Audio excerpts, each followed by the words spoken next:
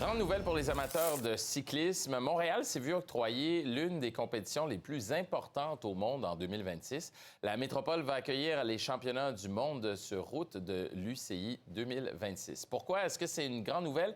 Et quelle est la différence entre cette nouvelle compétition et les Grands Prix cyclistes qui se déroulent à Québec et Montréal chaque année? Bien, pour en discuter, on reçoit immédiatement Manuela Goya, qui est vice-présidente de développement de la destination chez Tourisme Montréal. Manuela, bonjour. Bonjour, Mickey. Parlons de l'envergure de la compétition. À quel point c'est une compétition importante et à quel point vous êtes fiers à Tourisme Montréal d'avoir réussi à amener ce circuit ou cette nouvelle compétition? Écoutez, c'est pratiquement avoir le monde planétaire, le monde cycliste à Montréal. Ce sont les Jeux olympiques du vélo.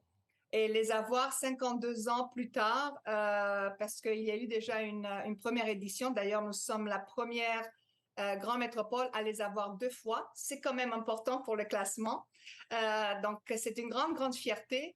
Raison de plus pour avoir pratiquement 75 pays à Montréal Oui. avec les meilleurs coureurs. Donc, c'est vraiment explosif. On est très, très heureux. D'ici 4 ans, presque jour pour jour, on va avoir la planète vélo à Montréal. Manuela, vous en avez parlé. 75 pays, 1000 athlètes, 5 000 plutôt membres d'équipe et plus de 800 médias accrédités. On parle d'1 million de demi-spectateurs, un demi-million, pardon, de spectateurs attendus. Qu'est-ce que ça représente pour la Ville de Montréal? La Ville de Montréal, il faut pas oublier, nous sommes dans le club très sélect des villes olympiques. Nous aussi, on a besoin de se rappeler les bons moments, mais c'est surtout parce que la Ville de Montréal, Mickey, attire énormément, attire en termes de vitalité, certes, mais aussi de capacité pour tenir ces grands championnats.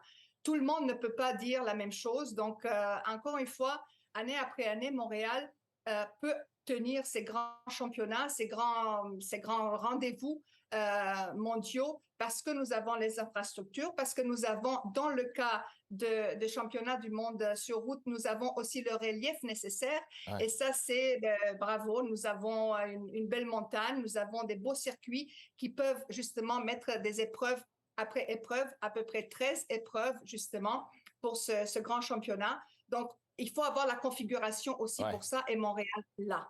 Est-ce que c'est un petit baume sur les plaies de Montréal de ne pas avoir reçu la Coupe du monde ou des matchs de la Coupe du monde de 2026, d'avoir cette compétition d'envergure à Montréal? Je dirais, ce n'est pas un prix de consolation. C'est Mais est-ce que ça met un petit baume quand même?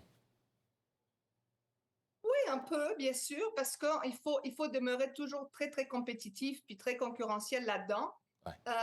C'est toujours intéressant de voir que ces championnats arrivent non seulement comme la cerise sur le gâteau, mais le gâteau est prêt pour ça, Ouais. avoir l'engouement des Montréalais sur le vélo. Donc, c'est complémentaire. Manuela Goya de Tourisme Montréal, merci beaucoup d'avoir été avec nous. À très bientôt. Merci, Mickey. Au revoir. Au revoir.